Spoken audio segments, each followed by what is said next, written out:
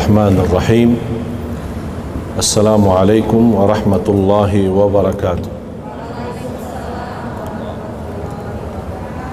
الحمد لله رب العالمين، وأشهد أن لا إله إلا الله وحده لا شريك له ولي الصالحين، وأشهد أن سيدنا ونبينا محمدا عبد الله ورسوله الصادق الأمين. اللهم صل وسلم وبارك على سيدنا محمد وعلى آله وصحبه ومن تبعهم بإحسان إلى يوم الدين. سبحانك لا علم لنا إلا ما علمتنا إنك أنت العليم الحكيم. Jamaah Masjid Agung Atin yang dimuliakan Allah Subhanahu wa taala.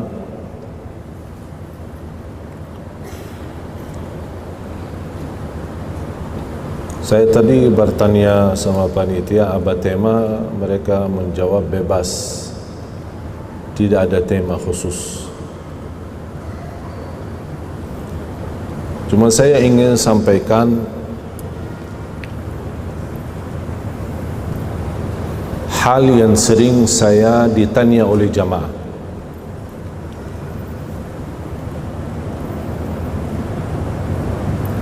Masalah dosa lalu, dosa masa kecil, dosa masa kita sekolah, SMP, SMA, maupun dosa yang kita lakukan masa dewasa tapi kita lupa. Tapi kita ingat ada dosa yang kita lakukan tapi kita lupa. Bagaimana cara terjamin diampuni Allah Subhanahu wa taala? Karena orang yang berdosa pasti keinginannya diampuni Allah. Karena sengsara seorang dosa di dunia masih membawa bebannya ke akhirat. Berat.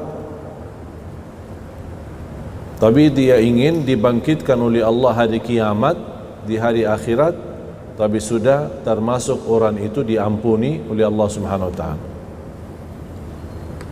Ini satu pertanyaan. Pertanyaan yang kedua, yang hampir setiap tahun masih dibicarakan, masalah Natal.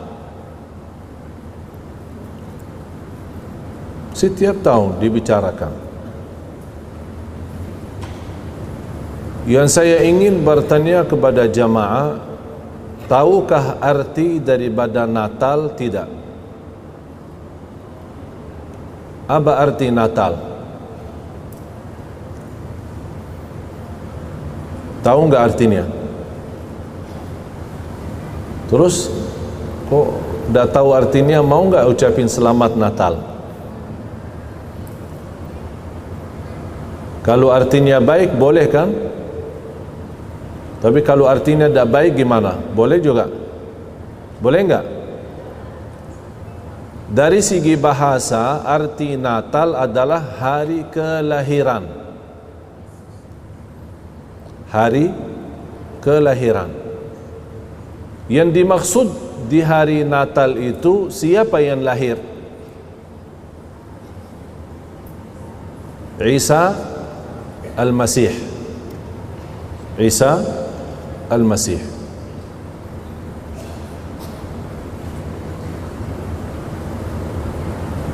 Jamaah sekalian, tahukah tidak ada bukti dalam Quran? Tidak usah bicara Quran, karena Quran milik umat Islam.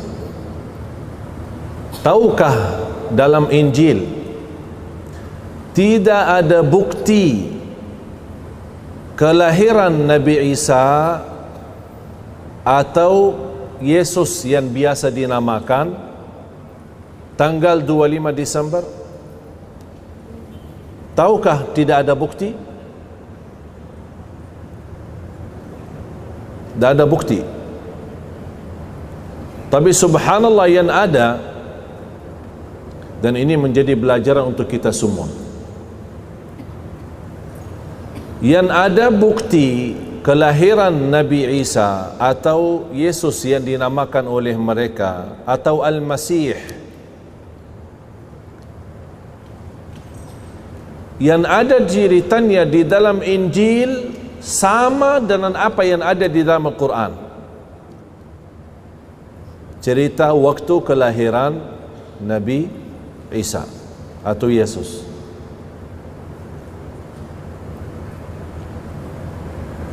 Jamaah sekalian, pernah enggak baca surah Maryam? Pernah enggak baca surah Maryam?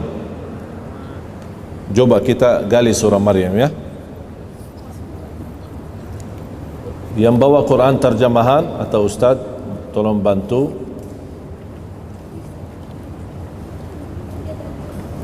Surah Maryam habis surah Al-Kahfi.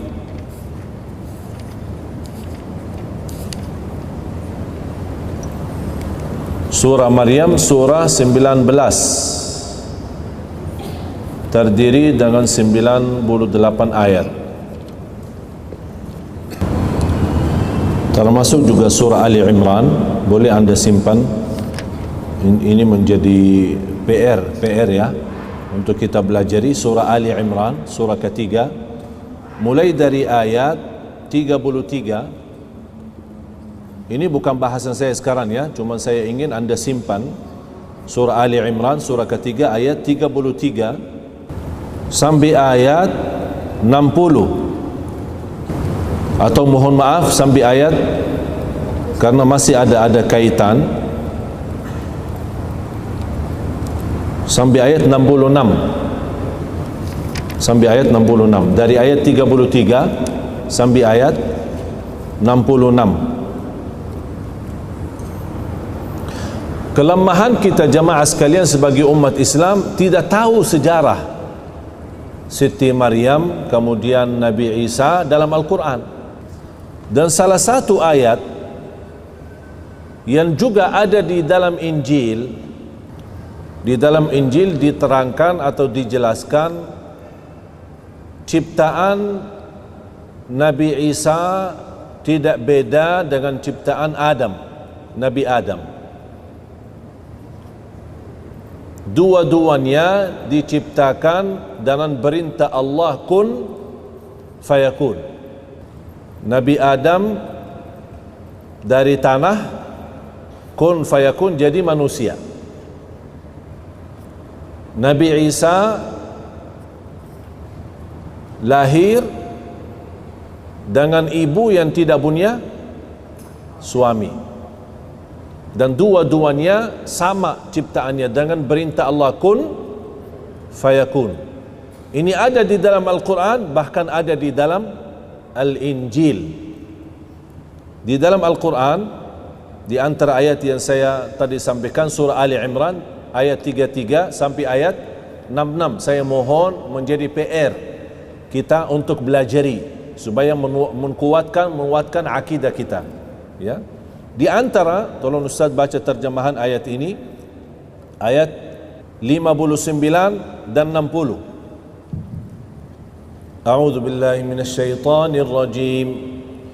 Inna mathala Isa 'indallahi kamathali Adam khalaqahu min turabin thumma qala lahu kun fayakun.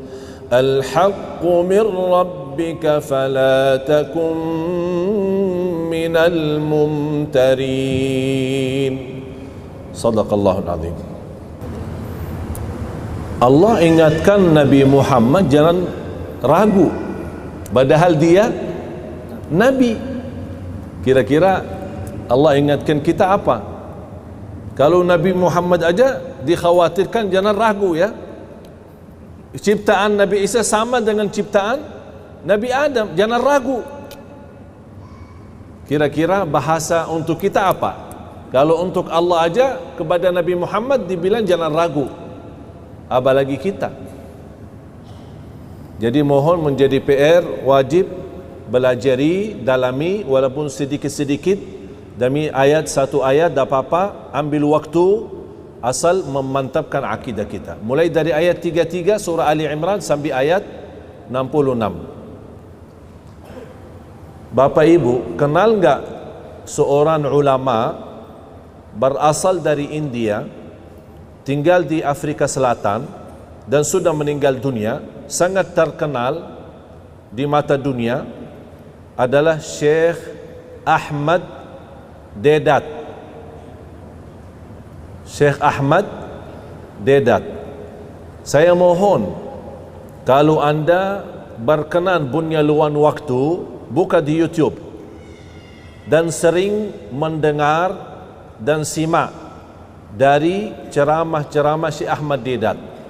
Ada yang bahasa Inggris bagus, silahkan dengar.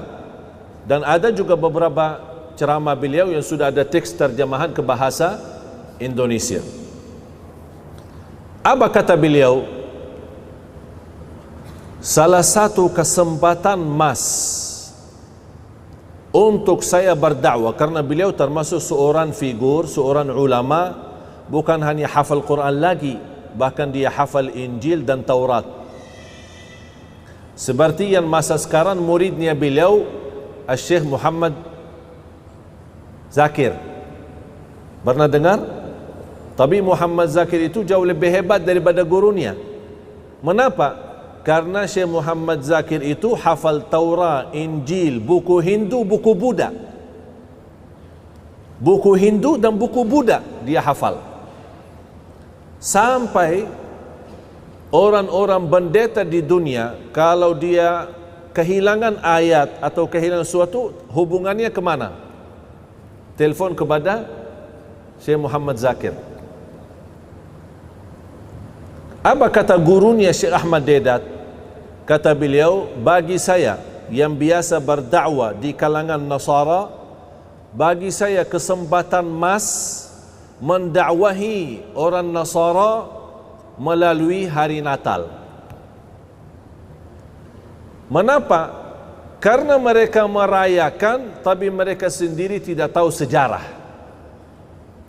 Padahal di dalam Injil mereka menyampaikan kelahiran Yesus atau Isa alaihissalam, yang mereka menganggap itu adalah Tuhan Allah atau anak Allah subhanahu wa ta'ala. Dia kelahiran di musim panas, bukan di musim salju. Sekarang ditetapkan sekian ratus tahun, 25 Desember adalah hari Natal. Dan kita selalu memperhatikan tanggal ini selalu datang di musim dingin, bukan musim panas. Dan ini bukan cerita saya, bukan cerita Syekh Ahmad Deedat, tapi memang ada di dalam buku Al-Injil. Ternyata yang ada di dalam Injil, cerita kelahiran Yesus sama dengan yang ada di surah Maryam. Silahkan buka surah Maryam. Mulai dari ayat 16. Ayat 16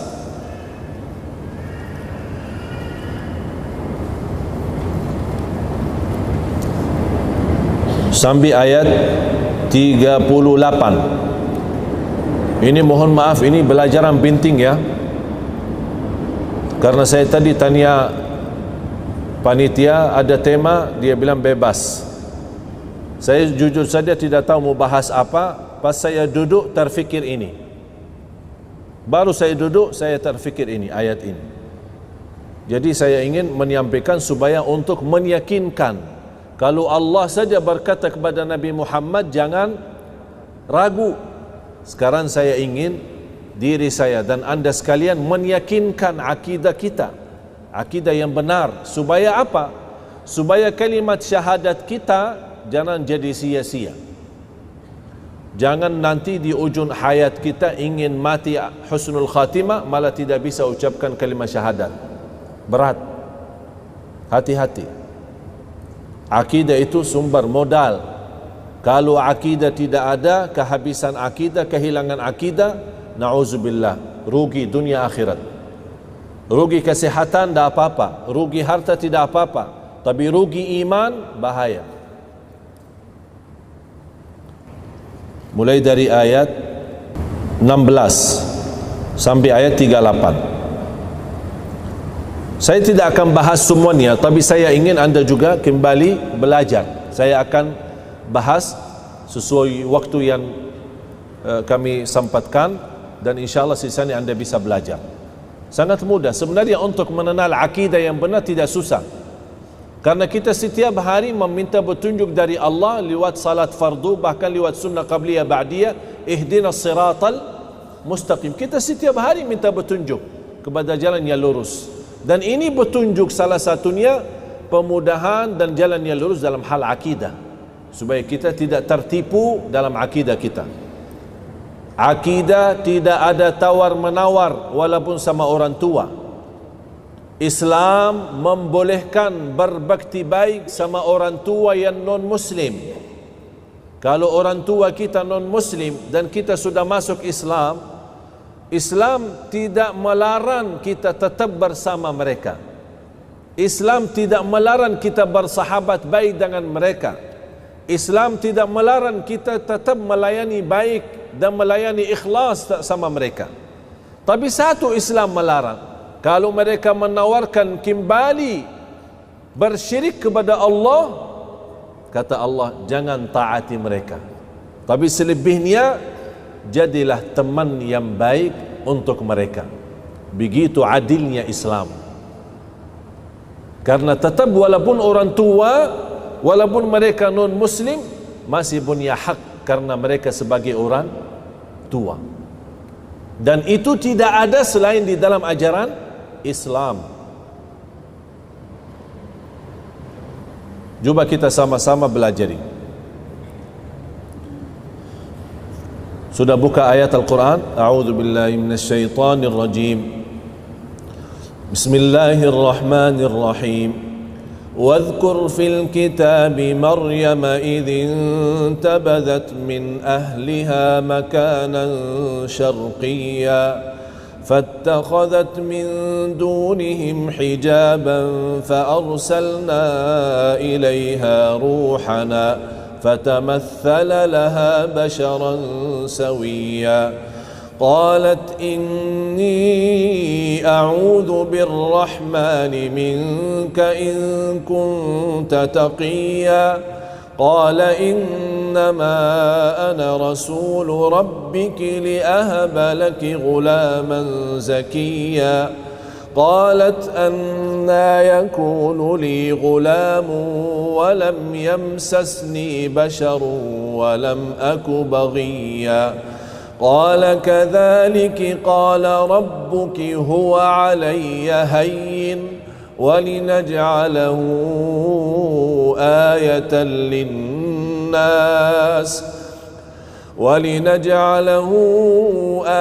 للناس ورحمة منا وكان أمرا مقضيا فحملته فانتبذت به مكانا قصيا فأجاءها المخاض إلى جذع النخلة قالت يا ليتني مت قبل هذا وكنت نسيا منسيا فناداها من تحتها ألا تحزني قد جعل ربك تحتك سريا وهزي إليك بجذع النخلة تساقط عليك رطبا جنيا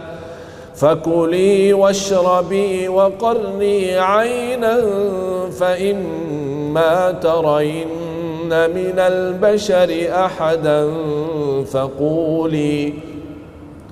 فقولي إني نذرت للرحمن صوما فلن أكلم اليوم إنسيا فأتت به قومها تحمله قالوا يا مريم لقد جئت شيئا فريا يا أخت هارون ما كان أبوك امرأ سوء وما كانت أمك بغيا فأشارت إليه قالوا كيف نكلم من كان في المهد صبيا قال إني عبد الله آتاني الكتاب وجعلني نبيا وجعلني مباركا أينما كنت وأوصاني بالصلاة والزكاة ما دمت حيا وبرا بوالدتي ولم يجعلني جبارا شقيا والسلام علي يوم ولدت ويوم أموت ويوم يبعث حيا والسلام علي يوم ولدت ويوم أموت ويوم أبعث حيا ذلك عيسى بن مريم قول الحق الذي فيه يمترون ما كان لله أن يتخذ من ولد سبحانه إذا قضى أمرا فإنما يقول له كن فيكون وإن الله ربي وربكم فاعبدوه هذا صراط مستقيم فاختلف الأحزاب من بينهم فويل للذين كفروا من مشهد يوم عظيم أسمع بهم وأبصر يوم يأتوننا لكن الظالمون اليوم في ضلال مبين. صدق الله العظيم. Jamaah sekalian, Siti Maryam, Nabi Isa sangat mulia di sisi Islam. Bahkan tidak sah iman kita kalau tidak iman dan percaya Nabi Isa salah satu Nabi dan Rasul. Hafal enggak rukun iman? Rukun iman berapa? 6. 1. Percaya Allah. 2. Kepada malaikat. 3. Kitab. 4. Rasul. Berarti salah satu rukun iman percaya kepada seluruh Nabi dan Rasul. Memang Nabi kita Nabi Muhammad sallallahu alaihi wasallam. Bahkan Nabi Muhammad sallallahu alaihi wasallam pernah berkata, "Khairu ma qultu ana wan nabiyyuna qabli." Sebaik-baik kata yang aku ucapkan dan nabi-nabi yang sebelumku. Sebaik-baik kata yang aku ucapkan dan para nabi yang sebelum-sebelumku adalah la ilaha illallah wahdahu la syarikalah lahul mulku wa lahul hamd yuhyi wa yumit wa huwa ala kulli syai'in qadir. Ini sudah sepakatan semua para nabi membawa kata itu. Semua mulai dari Nabi Adam sampai Nabi kita Nabi Muhammad sallallahu alaihi wasallam. Tapi subhanallah, menjadi bukti Islam tidak anti toleransi. Katanya kalau tidak ucapin selamat Natal berarti seolah-olah Islam anti toleransi. Tidak mau, tidak diterima, beda pendapat, macam-macam alasan. Islam keras, Islam teroris, Islam apa macam-macam. Eksklusif ya, macam-macam alasannya. Padahal membuktikan begitu Islam indah, bahkan rahmatan lil alamin, itu tidak ada di dalam Injil. Mereka kan membanggakan dan memuliakan Siti Maryam dan memuliakan Yesus, Isa Al-Masih sebagai kadang sebagai Tuhan, kadang anak Tuhan, macam-macam. Tapi tidak ada di dalam Injil, jamaah sekalian, satu surah yang membawa nama Maryam atau membawa nama Isa. Tapi subhanallah, di Islam membuktikan Islam memang Islam merangkul semua para nabi dan rasul, memuliakan semua para nabi dan rasul. Bahkan Islam tidak bermasalah sama siapapun. Bahkan di antara yang kita belajari, ahabbun nasi ilallah anfa'uhum linnas, yang paling dicintai oleh Allah, yang selalu berguna bagi orang lain. Tidak disebutkan orang lain itu apakah Islam atau bukan Islam. Bahkan di dalam Islam, jamaah sekalian, kalau kita sayangi, melayani, memberikan perhatian kepada binatang yang membutuh bantuan, Allah nilai memberikan pahala besar. Ingat gak hadis cerita orang wanita yang memberikan air minum kepada anjing? Tahu kan? Apa yang Allah balas? Padahal wanita itu tidak pernah berbuat kebaikan. Bahkan dikenal wanita itu, na'udzubillah. Tapi dalam sekali dia bantu anjing, Allah ampuni dosanya. Saya bertanya sekarang Bapak Ibu, anjing di hukum Islam apa? Najis, dan hukumnya haram. Kok bisa anjing najis hukumnya haram di ajaran Islam, tapi kita ketika melihat anjing lagi membutuh pertolongan, kita bantu, Allah ampuni dosa kita? Kira-kira bagaimana kalau sama binatang yang bukan najis, bukan haram? Faham gak? Kalau sama anjing yang namanya najis, haram, Allah masih berikan pahala, bahkan nilai itu bisa ibadah. Kira-kira bagaimana kalau binatang yang bukan najis dan bukan haram? Apalagi yang kita beri bantuan itu, pertolongan kita kepada orang manusia. Kalau sama binatang aja dihargai Allah, apalagi sama manusia, apalagi sesama muslim. Oh, tingkat lagi. Ini semakin meningkat. Dan membuktikan Islam itu memang rahmatan lil alamin.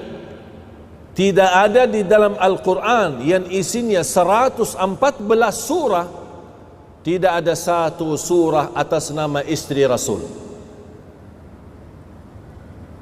Ada enggak atas nama istri Nabi Muhammad? Istri Nabi Muhammad siapa namanya? Siti Khadijah. Anaknya laki maupun perempuan semuanya dari Siti Khadijah. Tapi subhanallah, tidak ada. Malah yang ada di dalam Al-Quran satu surah lengkap dari awal sampai akhir, sampai jumlah ayatnya 98 ayat, bernama Siti Maryam. Dikasih nama Maryam. Dan cerita semua disambungkan. Bapak Ibu, cerita yang ada di surah Ali Imran, sudah tulis enggak tadi? Surah Ali Imran, sambungkan cerita surah Ali Imran sama cerita yang ada di surah Maryam. Karena asal cerita Siti Maryam dulu, sebelum cerita Nabi Isa. Siti Maryam dulu. Bahkan di surah Ali Imran cerita orang tuanya Siti Maryam. Inna Allah astafa Adam wa Nuhan wa ala Imran wa ala Ibrahim ala alamin. Allah ceritakan dulu keluarganya Siti Maryam, baru kemudian cerita Siti Maryam ini siapa, bagaimana keadaannya, bagaimana ibadahnya, bagaimana ikhlasannya, bagaimana Allah memberikan rezeki yang istimewa luar biasa. Terus langsung dikaitkan kepada cerita yang sambung di surah Maryam. InsyaAllah Bapak Ibu, kalau anda yakini dan dalami hayati cerita surah Ali Imran sama cerita yang ada di surah Maryam, insyaAllah sempurna akidah kita, kuat, tidak akan diragukan. Coba saya minta satu, Ustaz mohon di surah Ali Imran, bacakan aja terjemahan surah Ali Imran ayat 36 dan 37. Tapi jangan lupa ya, tulis mulai dari ayat 33 surah Ali Imran, itu menjadi PR ya, 33 sampai ayat 66 ya. Sudah tulis ya, dari 33 sampai ayat 66. Tapi hanya sebentar saja saya ingin sampaikan sebuah pesan, mudah-mudahan anda bisa mengerti dan bisa memahami untuk menguatkan akidah kita. Bagaimana keadaan Siti Maryam yang ada di surah Ali Imran ini? Tolong langsung terjemahan 36 sama 37. Bismillahirrahmanirrahim.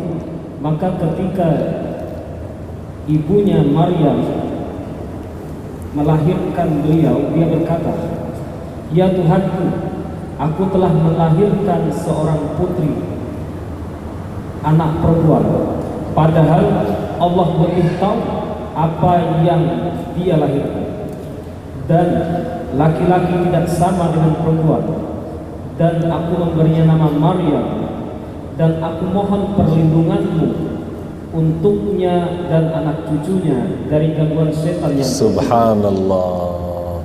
Sambil ibunya Siti Maryam sepertinya kekhawatiran, sambil berlindung kepada Allah dari godaan syaitan, bukan hanya untuk Siti Maryam, bahkan keturunannya, supaya jangan sampai digoda oleh syaitan. Maaf, diulang lagi, saya suka ayat ini, saya suka ayat ini. Dan boleh menjadi doa kita jamaah sekalian, kalau ibu-ibu sedang hamil mau melahirkan, ketika mau melahirkan, boleh, ya Allah lindungilah aku dan anakku dan keturunan anakku dari godaan syaitan. Coba ulang lagi. Maka ketika ibunya Maryam melahirkan beliau, dia berkata, "Ya Tuhanku, aku telah melahirkan anak perempuan, padahal Allah lebih tahu apa yang dia lahirkan, dan laki-laki tidak sama dengan perempuan, dan aku memberinya nama Maryam, dan aku mohon perlindunganmu untuknya dan anak cucunya dari gangguan syaitan yang terkutuk." Ya, terus. Maka dia Allah menerimanya dengan penerimaan yang baik. Allah menerimanya. Berarti Allah terima anaknya Siti Maryam ini, diterima keadaannya, bahkan diterima doanya. Bukan hanya diterima, bahkan diterima dengan penerimaan yang baik. Subhanallah. Terus, maka dia Allah menerimanya dengan penerimaan yang baik, membesarkannya dengan pertumbuhan yang baik, dan menyerahkan pemeliharaannya kepada Nabi Zakaria. Setiap kali, siapa yang melindungi, memperhatikan, melayani Siti Maryam sendiri? Allah sendiri, sampai diserahkan sejak dia kecil sambil membesar, baru diserahkan kepada Zakaria alaihissalam. Coba maaf ulang lagi. Setiap kali Zakaria masuk menemui Maryam di mihrab atau kamar khusus ibadah bagi Maryam. Kalau disebutkan kata mihrab, tambat ibadah. Bukan mihrab ini ya, bukan mihrab imam. Ya, tambat ibadah. Karena di masa dulu tidak ada istilah masjid, tapi ada istilah tambat ibadah seperti mihrab. Ketika Nabi Zakaria menjadi penanggung jawab terhadap Siti Maryam, dia selalu bertemu atau kunjungi ke Siti Maryam, ingin melihat keadaan silaturrahim kah, atau melihat apa dia butuh apa atau perlu bantuan. Ketika dia masuk, melihat Siti Maryam ada di mihrab, artinya ada di tempat ibadah. Ini menunjukkan Siti Maryam memang sukaannya ibadah, ahli ibadah. Coba ketika beliau bertemu, setiap kali Nabi Zakaria menemui di mihrab atau kamar khusus ibadah bagi Maryam, dia dapati makanan di sisinya, lalu dia berkata, "Wahai Maryam, dari mana ini kau peroleh?" Jadi setiap dia kunjungin kepada Siti Maryam, selalu mendapatkan ada rizki di samping dia. Nabi Zakaria heran, kamu kan dari tadi di sini aja, dan yang layani dan bantu kamu adalah saya, tapi kok bisa ada rizki di sampingmu? Padahal kamu kapan keluar? Tidak pernah kemana-mana. Terus apa jawaban Siti Maryam? Siti Maryam menjawab, itu dari Allah. Sesungguhnya Allah memberi rezeki kepada siapa yang Dia kehendaki tanpa perhitungan.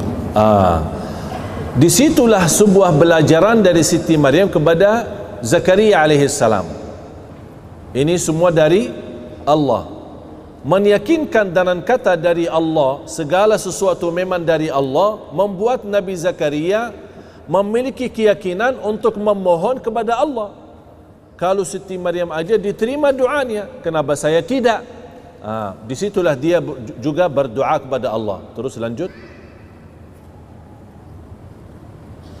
Di sanalah Nabi Zakaria berdoa kepada Tuhannya seraya berkata, "Ya Allah Tuhanku, berilah aku keturunan yang baik dari sisimu. Sesungguhnya Engkau Tuhan yang maha mendengar doa hamba-Nya." Kalau ada yang merasa sudah lama menikah belum punya anak, ini doanya, Rabbi habli min ladunka dzurriyyatan thayyibah. Dan ada juga doa yang sama, juga doa Nabi Zakaria di surah Al-Anbiya, Rabbi la tadharni fardan wa anta khairul warithin. Dan dua doa ini boleh. Saya masih ingat banyak jamaah yang saya berikan doa ini, alhamdulillah mereka yang hampir ada di antara jamaah 18 tahun tidak hamil. Habis menamalkan, alhamdulillah tidak sampai 3 bulan sudah hamil. Doa ini dahsyat. Rabbi habli min ladunka dzurriyyatan thayyibah innaka sami'ud du'a. Terus nanti sisanya menjadi pelajaran ya. Tolong saya mohon jangan lupa, jangan tinggalkan dari ayat 33 sampai ayat 66 di surah Ali Imran. Sekarang kita kembali surah Maryam. Saya ingin cuma kaitkan ketika Siti Maryam sibuk beribadah, Allah jaminkan rizki. Sampai rizkinya datang ke tempat ibadahnya dia. Tapi coba ketika ada sebuah peristiwa sama Siti Maryam, coba baca ayat artinya 16. Ayat 16 surah Maryam. Dan ceritakanlah wahai Muhammad kisah Maryam di dalam Al-Quran. Subhanallah, ceritakan wahai Nabi Muhammad. Ini menunjukkan perintah Allah kepada Nabi Muhammad untuk menceritakan. Sekarang saya bertanya, mohon maaf jamaah sekalian, iman Nabi Muhammad tahu ceritanya? Nabi Muhammad tahu ceritanya? Apakah Nabi Muhammad di masa itu ada? Artinya ada sama Siti Maryam, ada sama ibunya Siti Maryam, atau ada sedang Siti Maryam melahirkan Nabi Isa, Nabi Muhammad ada. Tapi Allah perintahkan, wahai Nabi Muhammad, ceritakan Apa yang diceritakan Nabi Muhammad aja dah tahu. Berarti cerita ini langsung wahyu dari Allah. Allah yang menceritakan, walaupun perintahnya atas Nabi, kepada Nabi Muhammad sallallahu alaihi wasallam. Berarti cerita ini tidak bisa diragukan, karena ini langsung kalamullah, bukan kalam Nabi Muhammad. Itu bukan kalam, bukan kata-kata Nabi Muhammad, tapi itu semua kalamullah subhanahu wa ta'ala. Coba terus. Yaitu ketika dia mengasingkan diri dari keluarganya ke suatu tempat di sebelah timur, yaitu Baitul Maqdis. Tolong jemaah sekalian, mohon maaf ya, ini butuh perhatian. Semua kata yang sekarang masuk ini menjadi ilmu.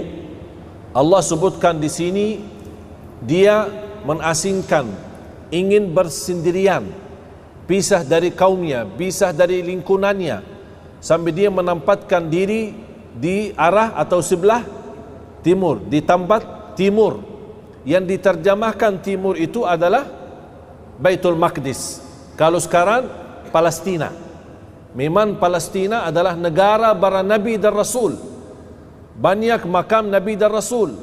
Tidak ada nabi dan rasul pasti sudah salat di Masjid Al-Aqsa, dan tidak ada nabi dan rasul pasti sudah haji. Itu yang bersabdakan Rasulullah SAW, ma min nabiyyin illa wa hajjal bait. Tidak ada nabi kecuali sudah haji. Itu berarti membuktikan semua para nabi, yang jumlah para nabi lebih dari 210.000 para nabi. Kalau para rasul 300 sekian rasul. Berarti ada nabi, ada rasul. Total jumlahnya 212 atau 200.000 dan 300 nabi dan rasul. Ini jumlah mereka, dan semua sudah di Masjidul Haram di Makkah dan juga di Masjidul Aqsa.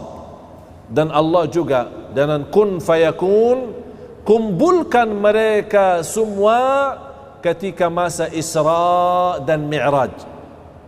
Ketika Nabi Muhammad naik Buraq, sebuah binatang dari Makkah menuju Masjidul Aqsa, baru naik ke langit menuju ke Masjidul Aqsa di waktu yang sangat cepat, dan di situ beliau menimami semua para nabi dan rasul sallallahu alaihi wasallam. Coba terus. Lalu dia memasang tabir yang melindungi dirinya dari mereka. Lalu kami mengutus roh kami Jibril kepadanya, maka dia menampakkan diri di hadapan Maryam dalam bentuk manusia yang sempurna. Dalam bentuk manusia, supaya Siti Maryam tidak terkejut. Karena kalau terlihat malaikat Jibril, aslinya malaikat Jibril, pasti akan terkejut. Apalagi dia bersendirian, pisahkan diri dari kaumnya, dari lingkungannya. Dia di tempat sendirian. Oleh karena itu Allah turunkan malaikat Jibril dalam bentuk manusia supaya bisa menyampaikan pesan-pesan Allah kepada Siti Maryam. Kalau malaikat Jibril aslinya 600 sayap. 600 sayap. Kata Rasulullah, kalau Allah izinkan malaikat Jibril buka satu sayap, bukan 600, hanya buka satu sayap, kata Rasulullah, matahari akan tertutup. Matahari akan tertutup. Ini baru satu, bukan 600. Begitu dahsyat makhluk Allah, begitu luar biasa makhluk Allah, tapi mereka semua masih di bawah kekuasaan Allah, hamba Allah subhanahu wa ta'ala. Terus dia Maryam berkata seraya berdoa, sungguh aku berlindung kepada Tuhan yang maha pengasih terhadapmu, jika engkau orang yang bertakwa. Ya. Dia Jibril berkata, sesungguhnya aku hanyalah utusan Tuhanmu untuk menyampaikan anugerah kepadamu seorang anak laki-laki yang suci. Laki-laki yang suci. suci. Ini masih dialog ya, antara Jibril sama malaikat Jibril sama Siti Maryam. Tapi coba bayangkan bagaimana perasaan Siti Maryam di saat itu. Karena ini wahyu. Ini wahyu. Memberikan berita gembira, anugerah dari Allah mendapatkan anak yang suci. Terus dia Maryam berkata, bagaimana mungkin aku mempunyai anak laki-laki, padahal tidak pernah ada seorang laki pun yang menyentuhku dan aku bukanlah seorang pezina. Subhanallah, berat. Wajar Siti Maryam walaupun Nabi, sebagai Nabi dan anaknya Nabi, semua dari keluarga Nabi, tetap masih manusia, punya perasaan. Saya tidak pernah disentuh oleh laki-laki, artinya tidak pernah nikah, dan di luar nikah pun tidak pernah, artinya berbuat zina. Bagaimana kok bisa terbayang saya boleh dapat anak? Ini ujian. Oleh karena itu, seberat-berat ujian yang dihadapi oleh manusia adalah para nabi dan rasul. Kira-kira mohon maaf, kalau ada yang nawarkan ibu-ibu seperti ini, perasaannya gimana? Ada yang datang, ibu, saya kasih obat, ibu langsung bisa hamil. Tapi ibu aja belum nikah. Diterima enggak? Belum nikah. Pasti risikonya muncul fikiran kita akan difitnah. Saya aja belum nikah, dah pernah sama laki-laki di luar nikah. Alhamdulillah saya menjaga kehormatan diri saya, kok malah tiba-tiba bisa hamil? Nanti kata orang apa? Betul enggak? Bagaimana kira-kira keadaan Siti Maryam sendiri? Langsung begitu muncul perasaan manusia, dan itu perasaan manusiawi dan perasaan yang wajar. Bagaimana saya boleh dapat laki-laki tapi saya tidak pernah disentuh oleh orang laki-laki? Kalau nikah dan di luar nikah pun saya tidak pernah berbuat zina. Apa jawaban malaikat Jibril? Jibril menjawab, demikianlah Tuhanmu telah berfirman, hal itu mudah bagiku, dan agar kamu... Sekarang saya bertanya, hal itu mudah. Mengapa Allah berkata hal itu mudah? Bapa ibu akan fahami hal ini mudah kalau anda ikut kembali kepada belajar surah Ali Imran. Kalau Nabi Isa diciptakan oleh Allah tanpa ayah, tapi masih ada ibu, mana kira-kira yang lebih sulit? Diciptakan Adam tanpa ayah dan ibu, atau menciptakan manusia dan adanya ibu? Mana yang lebih sulit? Adam kan? Adam jauh lebih sulit, karena Adam tidak punya ayah, tidak punya ibu. Kalau Nabi Isa masih punya ibu. Disitulah Allah gambarkan, huwa alayya hayyin, itu mudah. Kamu punya anak itu mudah. Bahkan lebih dahsyat lagi, aku ciptakan Adam tanpa ayah dan ibu. Berarti yang fantas kalau boleh selain Allah jadi Tuhan, yang fantas siapa? Yang fantas siapa? Adam, bukan Isa. Dan di dalam Injil mereka meyakinkan Nabi Adam adalah ciptaan kekuasaan Allah. Dan ada juga di dalam Injil, sama yang ada di dalam Al-Quran, ciptaan Adam sama dengan ciptaan Isa. Ciptaan Isa sama dengan ciptaan Allah. Kun fayakun. Faham jemaah sekalian? Faham? Betul faham ini? Karena saya ingin begitu anda keluar tidak ada ragu-ragu. Allah bilang aja kepada Nabi Muhammad jangan ragu, dan saya sampaikan kepada anda sekalian jangan ragu-ragu. Terus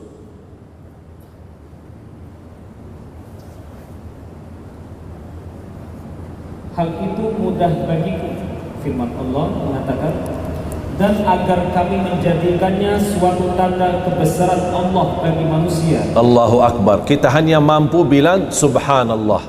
Itu hanya kemampuan Allah saja. Tidak ada siapapun selain Allah yang mampu. Itu Allah jadikan tanda kebesaran Allah. Terus, dan sebagai rahmat dari Allah SWT. Dan hal itu adalah suatu urusan yang sudah diputuskan. Urusan yang sudah, berarti tak ada tawar menawar. Jadi seolah-olah ini perintah kepada Siti Maryam, udah, dah usah banyak bicara, selesai. Ini keputusan sudah selesai. Kamu punya anak yang suci, udah selesai urusan. Tidak ada perubahan. Ya, sekarang Allah menarahkan bagaimana supaya dia mampu menghadapi perkataan orang, fitnah-fitnah orang. Itu sekarang tugasnya. Coba terus. Maka dia Maryam mengandung, lalu dia mengasingkan diri dengan kandungannya itu ke tempat yang jauh. Ya, malu, takut. Dia sudah percaya malaikat Jibril, percaya Allah, dan dia meyakini Allah. Dia tidak meragukan perintah Allah. Tapi bagaimana manusia ini? Manusia pasti aneh-aneh. Mohon maaf, kita aja di lingkungan aneh-aneh. Apalagi zaman sekarang. Apalagi di zaman yang kita lihat, na'udzubillah, macam-macam fitnah.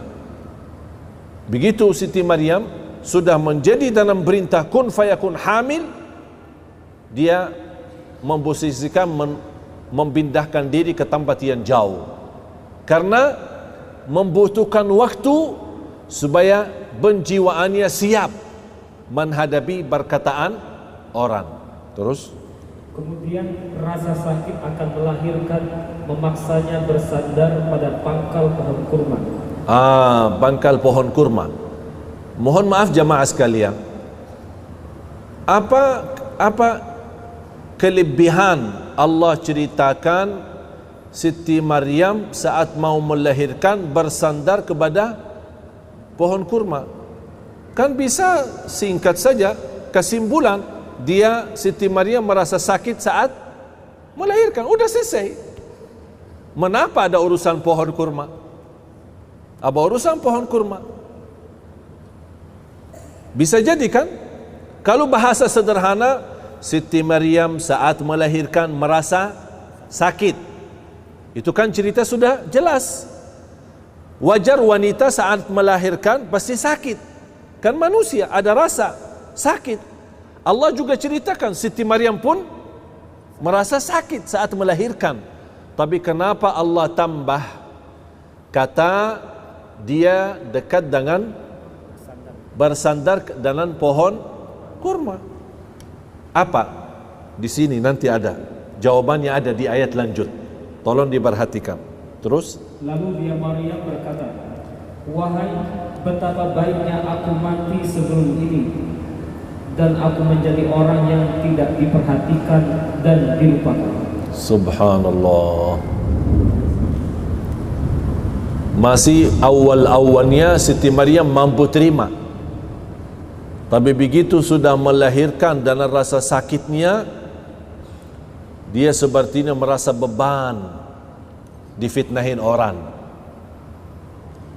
Lebih baik aku lupa dan mereka melupakan aku. Lebih baik aku mati daripada menghadapi pernyataan itu. Tapi subhanallah, apa yang terjadi setelah itu? Supaya menenangkan hati. Coba lanjut. Lalu Jibril berseru kepada Maryam dari tempat yang rendah, janganlah engkau bersedih hati. Sesungguhnya Tuhanmu telah menjadikan anak sungai di bawahmu. Subhanallah. Allahu Akbar. Memang luar biasa. Allah tidak pernah tinggalkan urusan hamba. Kalau Allah sudah urusi kita, jamaah sekalian jangan ragukan, yakini tidak ada yang buruk datang dari Allah. Yang buruk memang dari dosa-dosa kita. yakini walaupun masih di pandangan mata ujian itu buruk, tapi hakikatnya itu baik. Karena dengan ujian yang kita hadapi diampuni segala dosa, dinaikkan darajat, bahkan menjadi orang terpuji di sisi Allah. Berarti baik, walaupun pandangannya masih melihat buruk. Bagi Siti Maryam itu ujian, dan bahkan dia ingin mati. Tapi Allah menenangkan hatinya dengan berkata hal-hal yang baik, jangan khawatir, kami tidak akan tinggalkanmu. Terus, dan Jibril juga berkata sambil berseru kepada Maryam, goyanglah pangkal kurma itu ke arahmu, niscaya pohon itu akan menggugurkan buah kurma yang masak padamu. Sudah tahu alasannya ada cerita pohon kurma? Sekarang pertanyaan saya, pohon kurma bisa berbuah kapan?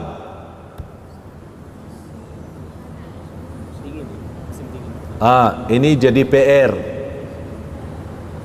Buka di Google, buka di internet, ya. Buah kurma, pohon kurma kapan bisa berbuah? Hanya satu musim, di musim panas. Kalau tidak musim panas, oleh karena itu kota Madinah dan Makkah dikenal daerah panas. Walaupun ada beberapa bulan dingin, sekarang seperti sekarang musim dingin ya, pengaruhnya dari udara-udara yang cukup jauh dari utara, dari Turki, dari Jordan, dari mana-mana itu datang udara. Tapi kalau daerah asli Timur Tengah termasuk daerah Palestina memang dikenal musim panas. Bahkan kurma, pohon kurma itu tidak bisa berbuah selain di musim panas. Bahkan supaya kita yakini, ada orang berkata, saya ada pohon kurma yang bisa berbuah tapi di musim dingin, bukan di musim panas. Fahami dulu bahasa Al-Quran, jangan macam-macam dulu. Apa dalam Al-Quran? Dia berkata apa? Tolong dibaca lagi. Dan goyanglah pangkal pohon kurma itu ke arahmu, niscaya pohon itu akan menggugurkan buah kurma yang masak padamu. Pohon kurma yang masak padamu. Ini kemampuan bahasa Indonesia. Sayang sekali bahasa Indonesia tidak mampu menjelaskan arti itu. Kalau bahasa Indonesia kurma, tapi kalau dalam bahasa Arab beda-beda. Ada rutab, ada balah, ada bizir, ada kurma, tamar. Berarti ada 4. Ada rutab, ada balah, ada bizir, ada tamar. Allah di sini sebutkan kata rutab, bukan tamar. Mengapa? Karena rutab itu selalu datang di awal musim panas. Yang namanya rutab adalah kurma setengah matang. Kalau orang Indonesia sukaannya kurma setengah matang, katanya biar cepat hamil. Itu cerita-cerita yang jual di sana. Orang-orang dah tahu, orang dari Madura atau dari mana yang sudah lama tinggal di Madinah, Makkah, dia suka jual ke jamaah umrah atau jamaah haji. Ini beli kurma biar cepat hamil. Ini tidak ada hubungan sama hamil. Ya, ya mau beli aja. Tapi urusan sama hamil itu bukan urusan sama rutab. Dia cuman ini hanya untuk biar cepat laku barangnya. Ya, memang enak. Rutab itu enak. Rutab yang setengah matang. Bentuknya dia separuh hitam, separuh kuning. Ada model lagi separuh merah, separuh kuning. Itu dinamakan rutab. Dan Allah gambarkan dalam ayat ini, rutab bukan tamar, dan rutab tidak bisa tumbuh selain di musim panas. Tidak bisa tumbuh selain di musim panas. Kalau kurma yang suka datang dari Amerika pas bulan puasa kan ada kurma yang agak panjang ya, panjang sekali, sampai kilonya berapa, harga mahal. Itu katanya kurma dari Amerika, itu bagi suntikan. Pohon kurma tapi bagi suntik supaya bisa tumbuh dan bisa berbuah. Pohon kurma yang ada di Amerika tidak bisa rutab. Tidak bisa rutab karena cuaca di sana tidak bisa menjadikan kurma itu berutab atau buah pohon itu bisa berutab. Beda sama cuaca yang alami.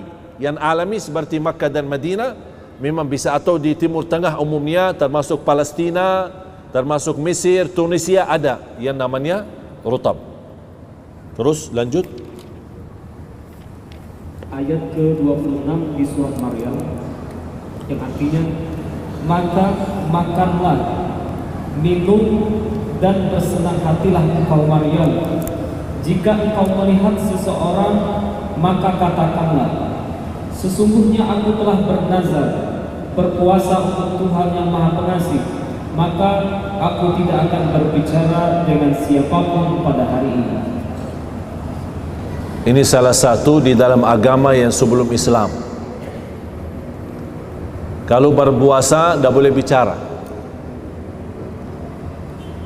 Ini nazartu lirrahmani sauman. Maaf, ulang lagi terjemahan. Allah berintahkan kalau kamu bertemu dengan manusia, bernazarlah tidak bicara. Tapi tidak dibawakan kata bernazarlah tidak bicara, tapi dikaitkan dengan puasa. Coba ulang lagi. Sesungguhnya aku telah bernazar berpuasa untuk Tuhan yang Maha Pengasih, maka aku tidak akan berbicara dengan siapapun pada hari ini. Kira-kira kalau orang bernazar, saya tidak bicara hari ini sama siapapun, cukup enggak? Cukup? Sebagai nazar, saya hari ini saya tidak mau, saya nazar hari ini tidak mau bicara sama siapa-siapa. Cukup, jelas kan? Jelas, berarti hari ini saya tidak bicara sama siapa-siapa. Tapi mengapa Siti Maryam di sini dikatakan bernazar berpuasa? Karena di dalam agama sebelum Islam, orang yang berpuasa tidak boleh berbicara, karena berbicara sama manusia membatalkan puasa. Faham bu? Berbicara dalam keadaan puasa, berbicara membatalkan puasa. Alhamdulillah datang Islam mengizinkan kita berbicara, tapi tidak boleh makan dan minum. Faham jemaah sekalian? Terus lanjut. Kemudian dia Maryam membawa dia bayi itu kepada kaumnya dengan menggendongnya. Mereka kaumnya berkata, wahai Maryam, sungguh engkau telah membawa sesuatu yang sangat mungkar. Sangat mungkar. Ini mulai ujian. Ini mulai ujian. Dan Siti Maryam sendiri tidak mampu menghadapinya. Dia tetap minta pertolongan Allah dan harus dihadapi dengan kekuatan yang dahsyat. Karena ini peristiwa yang dahsyat harus dibalas dan dihadapi dengan peristiwa yang dahsyat sama. Karena orang perempuan yang begitu dikenal mulia, begitu dikenal suci, tiba-tiba membawa anak, tapi coba lihat keadaannya. Tolong lanjut. Wahai saudara perempuan Harun atau Maryam, ayahmu bukan seorang yang buruk perangai, dan ibumu bukan seorang perempuan pezina. Berarti mereka lingkungan kenal ayahnya Maryam dan kenal ibunya Maryam. Kami kenal mereka baik-baik. Mereka, ibumu tidak berzina, tidak pernah berbuat hal-hal yang buruk, apalagi ayahmu. Tapi mengapa kamu jadi seperti ini? Terus? Maka dia Maryam menunjuk kepada anaknya. Karena dia lagi puasa, dan tidak boleh, dan sudah bernazar tidak boleh bicara sama siapapun, hanya dia tunjuk dengan jari, dia tunjuk. Dan sudah dia meyakinkan Allah akan bagi pertolongan dengan cara yang dahsyat. Karena ini peristiwa dahsyat, harus ada balasan atau hadapan yang dahsyat menghadapi fitnah itu. Apa yang terjadi? Dia tunjuk. Terus, bagaimana kami akan berbicara dengan anak kecil yang masih dalam ayunan? Berarti yang dia tunjuk kepada siapa? Oh, jadi kalau kalian mau tahu, tanya si anak bayi itu. Gimana, Bu? Aneh kan? Sudah peristiwa yang dahsyat, malah suruh bicara sama anak bayi. Anak, kamu aja bicara dah mau, kok disuruh anak? Anak, apa yang mau dibicara oleh anak itu? Inilah pertolongan Allah yang dahsyat. Bagaimana adanya anak ini dahsyat, Allah juga, bagi Allah sangat mudah untuk menjadikan anak bayi itu berbicara. Ini kembali ingat kata sangat mudah. Menciptakan Nabi Isa sangat mudah dibanding Nabi Adam. Apalagi kalau sudah ada Nabi Isa, sulit enggak bagi Allah untuk Nabi Isa berbicara? Tidak sulit, justru lebih mudah lagi. Karena Nabi sudah ada, Isa sudah ada. Walaupun dia belum bisa berbicara, tapi kun fayakun, bicara. Terus, dan Isa putra Maryam pun berbicara, sesungguhnya aku adalah hamba Allah. Subhanallah. Ini sengaja dijawab seperti ini. Bapak Ibu, mantapkan akidahmu. Beliau tidak berkata, aku Isa anak Maryam.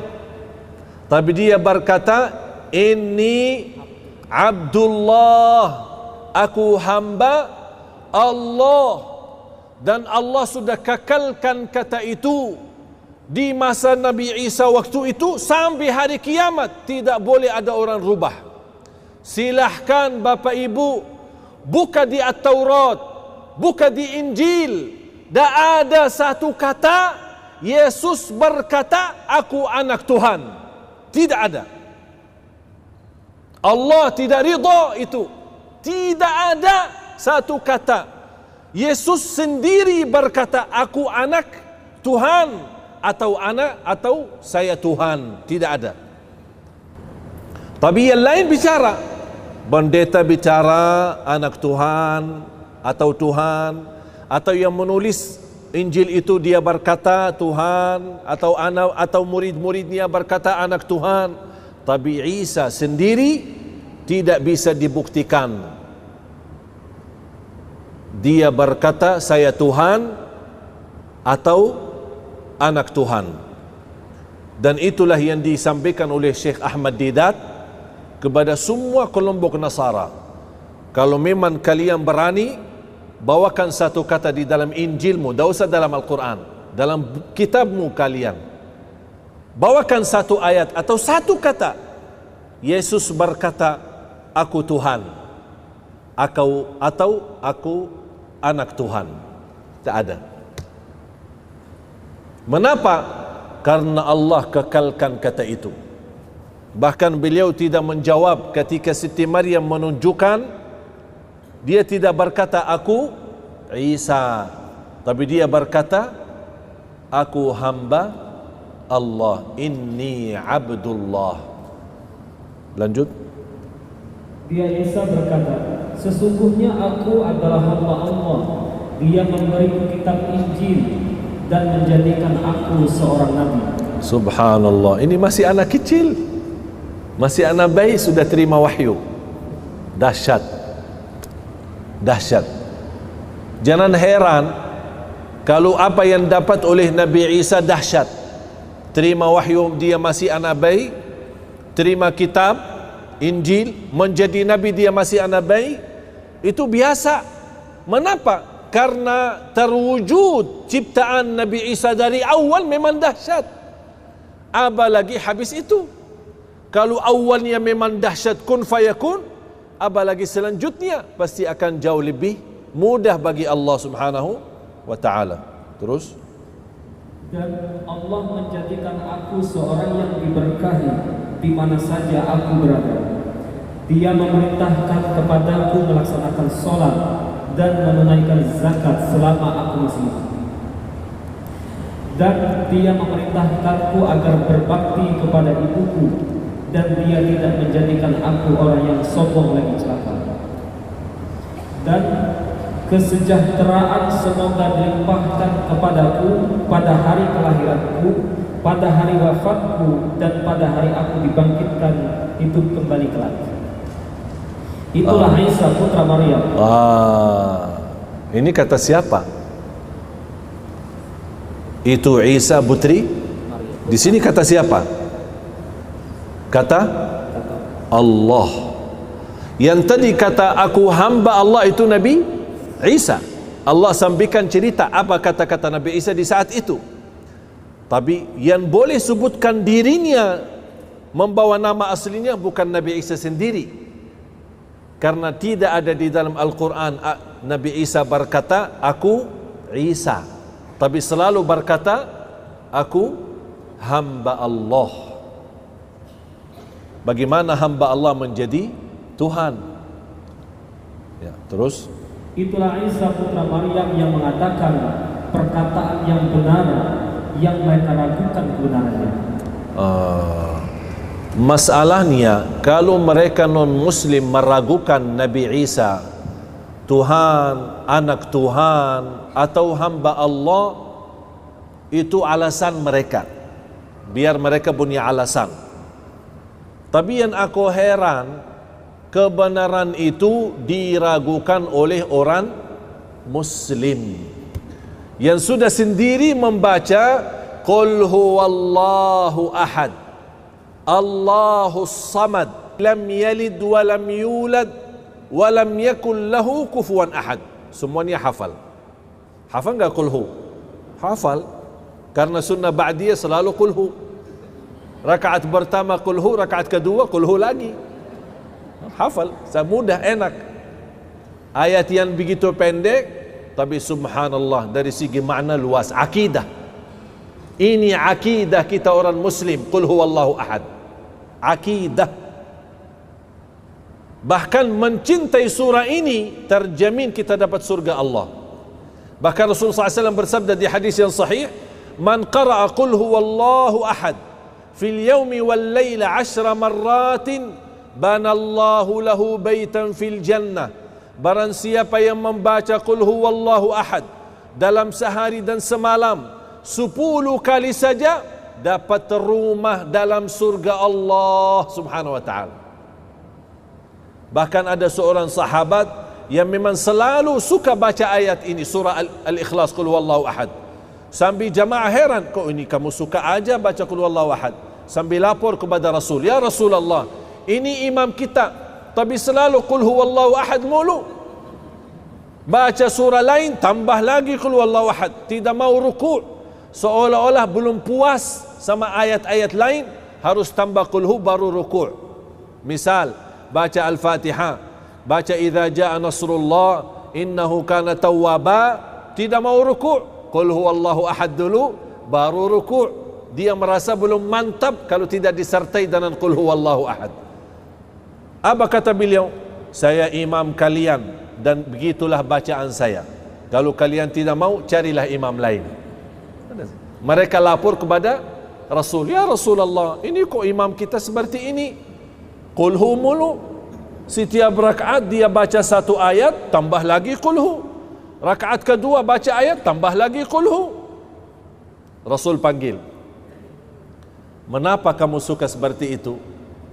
Apa dia berkata, ya Rasulullah, aku cinta surah ini karena pembahasannya sifat-sifat Allah. Rasulullah diam sebentar. Di saat itu turunnya wahyu, dan Rasul berkata, wahai yang kamu cinta surah ini, Allah juga cinta kepadamu. Allahu Akbar. akidah yang kuat. Dia cinta surah ini, dia mendapatkan cintaan Allah. Bahkan ada satu riwayat yang lain, wa hubbuka iyyaha adkhalakal jannah. Cintamu terhadap surah ini sebab kamu terjamin masuk surga. Allahu Akbar. Jangan ragu-ragu. Terus, tidak patut bagi Allah mempunyai anak. Maha suci Dia. Apabila Dia hendak menetapkan sesuatu, maka Dia hanya berkata kepadanya, kun, jadilah. Maka jadi hal tersebut, jadilah sesuatu itu. Isa berkata, dan sesungguhnya Allah itu adalah Tuhanku dan Tuhanmu, maka sembahlah Dia. Inilah yang dinamakan jalan yang lurus. Ini jalan yang ihdinas siratal suratul Fatihah. Jamaah sekalian, kalau bukan waktu mempelajari suratul Fatihah, mendalami arti suratul Fatihah, kita butuh seperti pertemuan ini selama 7 hari. Kita butuh pertemuan seperti ini selama 7 hari. Mengapa? Supaya memantapkan mendalami surat Al-Fatihah. Oleh karena itu, miskin orang Muslim yang hafal surah Al-Fatihah tapi tidak bisa tuntaskan kekhusyuan dalam salat. Miskin orang Muslim yang hafal suratul Fatihah tapi dia tidak bisa menangis saat membaca Al-Fatihah. Miskin seorang Muslim ketika dia sakit, dia tidak bisa tuntaskan kesembuhannya melalui suratul Fatihah. Miskin orang Muslim yang dia sudah hafal suratul Fatihah tapi tidak bisa membawa keberkahan yang begitu dahsyat dari suratul Fatihah. Karena mohon maaf, walaupun kita hafal suratul Fatihah, belum mampu menartikan maknanya, menhayati isinya. Padahal suratul Fatihah itu Ummul Quran. Bahkan dibandingkan Al-Fatihah, hanya Al-Fatihah sendiri persimbangannya sama dengan seluruh isi Al-Quran. Kata ulama, apapun isi Al-Quran sumbernya dari suratul Fatihah. Yang bisa fahami suratul Fatihah bakal mampu memahami isi kandungan Al-Quran 30 juz. Yang tidak mampu memahami Al-Fatihah susah untuk memahami isi kandungan Al-Quran. Terus, maka berselisihlah golongan-golongan yang ada di antara mereka. Siapa mereka? Yahudi dan Allah gambarkan. Ini sekarang terjadi kan? Berpecah. Kalau mereka berpecah, Allah sudah gambarkan. Mohon maaf, ulang lagi. Maka berselisihlah golongan-golongan yang ada di kalangan mereka, Yahudi dan Nasrani. Terus orang Islam ikut-ikutan. Disebutkan enggak Islam? Disebutkan enggak Islam? Berarti Islam tidak ikut campur kan? Tapi kenapa sekarang umat Islam pecah belah? Masalah Natal aja masih meragukan. Padahal Allah di sini sebutkan hanya Yahudi dan Nasrani. Biarkan saja mereka. Karena memang itu sifat mereka, tidak mau mengikuti kebenaran. Mengapa kok orang Islam yang ikut campur? Subhanallah, memang pesan-pesan Al-Quran luar biasa. Tapi mana orang Muslim yang sejati, yang memang bersedia membukakan hati sama Al-Quran ini? Tak ada satupun yang kita harapkan dari petunjuk dan hajat urusan dunia maupun akhirat, pasti sudah ada solusinya di dalam Al-Quran. Jamaah sekalian, mudah-mudahan bisa anda fahami. Ini pesan terakhir penutup ayat itu.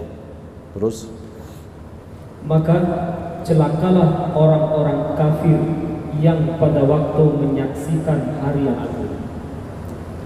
Celakalah bagi mereka nanti kalau sudah kebenaran menjadi nyata dan mereka nyesal kenapa tidak beriman.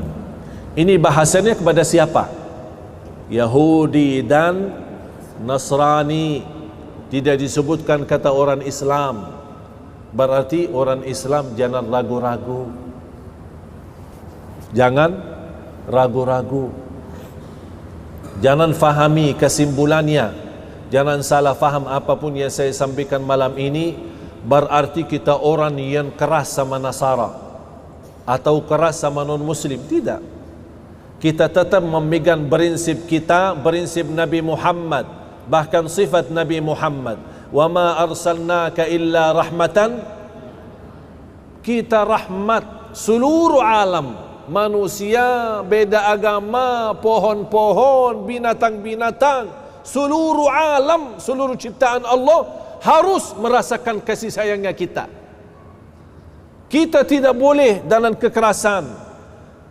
Ketika kita orang menzalimi kita atau menghina kita, kita bukan takut untuk membela diri, tapi kita memiliki ajaran tidak boleh balas dendam. Kita punya ajaran tidak boleh balas dengan keras. Kita punya ajaran tidak boleh lawan dengan kata-kata hina, tapi kita membalas dengan pemaaf, kasih sayang, rahmatan lil alamin. Ingat, balasan saya bukan karena saya takut, tapi karena saya ikuti ajaran agama saya, menjadi orang yang sejati, orang Muslim yang membawa damai untuk seluruh manusia. Itu yang harus kita tetapkan. Faham jemaah sekalian? Tidak ada larangan berbisnis sama beda agama. Tidak ada larangan kita bergaulan dengan orang non-Muslim. Tidak ada larangan kalau kita bersenang-senang jalan-jalan sama mereka. Tidak ada larangan kalau kita ikut bersama-sama atau undang mereka ke rumah. Kita bersilaturrahim. Ketika mereka lagi dalam keadaan susah, kita bantu mereka sesuai kemampuan. Itu semua tidak ada larangan. Satu yang dilarang, 1000 bebas, 1001, 1000 bebas, 1 tidak bebas. Akidah. Kalau akidah jangan macam-macam. Silaturrahim merusak akidah? Tidak, silahkan silaturrahim. Hindu, Buddha, Nasara, Yahudi, musuh tidak dilarang, silakan. Kita bawa contoh yang baik. Tapi bagaimana kalau mereka mengucapkan selamat pas hari raya? Hari raya Idul Fitri, hari raya Idul Adha, kita jawab apa? Terima kasih, sudah selesai. Tapi jangan anda merasa dah enak. Mereka kan suka ucapin selamat hari raya. Kenapa saya dah mau ucapin selamat untuk hari raya mereka? Jamaah sekalian, ayo mari kita sama-sama membuktikan kita umat Islam, ummatan rahmatan lil alam. Ayo dekat dengan mereka, ajak mereka.